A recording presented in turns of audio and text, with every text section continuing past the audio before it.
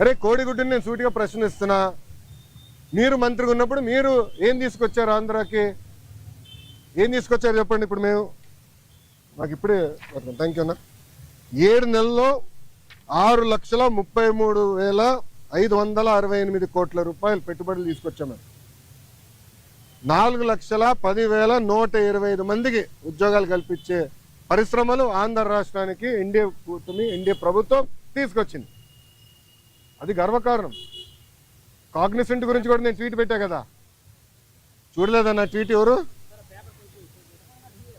మీకు ఇచ్చిందే, మొన్న ఇచ్చిందే. సాక్షి ఉన్నాడు ఇక్కడ, సాక్షి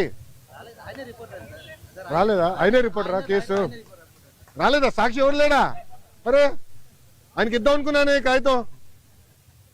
ఇదన్నా చూడరా భయ్, కళ్ళు తెరువు అని అనుకున్నా. ఇప్పుడు మీరు చూడండి, బాబు గారి డావోస్కి దాదాపు 1997 నుంచి వెళ్తున్నారమ్మా. డావోస్కి వెళ్ళినప్పుడు ఎప్పుడు ఒప్పందాలు చేసుకోం. డావోస్ చర్చిస్తాం, ఇంట్రెస్ట్ ఎవరికి ఎలా ఉందో డిస్కస్ చేసి మళ్ళీ తిరిగి వచ్చిన తర్వాత ఒప్పందాలు చేసుకుంటాం. ఇప్పుడు దీంట్లో మీరు చూస్తే విచిత్రం, ఆసిల్లర్ మిత్తల్ది దీంట్లో ఒప్పందం లేదు. పైన సరే ఆసిల్లర్ మిత్తల్ది 1,35,000 కోట్ల రూపాయలు పెట్టుబడి అనేది ఉంది. కానీ ఆసిల్లర్ మిత్తల్ది ఒప్పందం లేదు, ఎంఓయూ లేదు. మాకు ఎంఓయూ లేదు ఆసిల్లర్ మిత్తల్తో, మాకు ఎలాంటి ఎంఓయూ లేదు. ఎందుకంటే వాళ్ళు అన్నారు ఎంఓయూ ఎందుకు సార్, డైరెక్ట్ వర్క్కి వెళ్దాం అన్నారు. వాడు మమ్మల్ని తప్పడతారా? ఇప్పుడు వాళ్ళకి మన మెటీరియల్ టైప్ చేసాం ఎన్ఎండిసి నుంచి, ఎన్వైరన్మెంటల్ క్లియరెన్సెస్ మేము కోఆర్డినేట్ చేస్తాం. వాళ్ళు భూమి ఎత్తికి కూడా భూమి కేటాయింపులు కూడా పూర్తి చేస్తాం. 6-7 నెలల్లో పనులు ప్రారంభించాల లక్ష్యంతో మేము పనిచేస్తున్నాం. ఎన్నికలకు వెళ్ళే లోపల ఫస్ట్ ప్రొడక్షన్ అవ్వాలనేది మేము చేస్తున్నాం. అది కూడా మమ్మల్ని తప్పడతారా?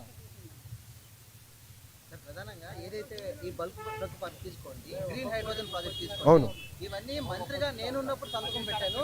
ఇది టీడీపీ ఎందుకు క్రెడిట్ తీసుకుంటుందంటూ కూడా మాట్లాడుతున్నారు. ఏం సంతకం పెట్టాడు స్వామి మంత్రిగా? మళ్ళీ కంపెనీలు ఎందుకు రాలేదని అడుగుతున్నాను నేను. ఎందుకు మీరు శంకుస్థాపన చేయలే? ఇది ఎట్టుందంటే కియా మోటార్స్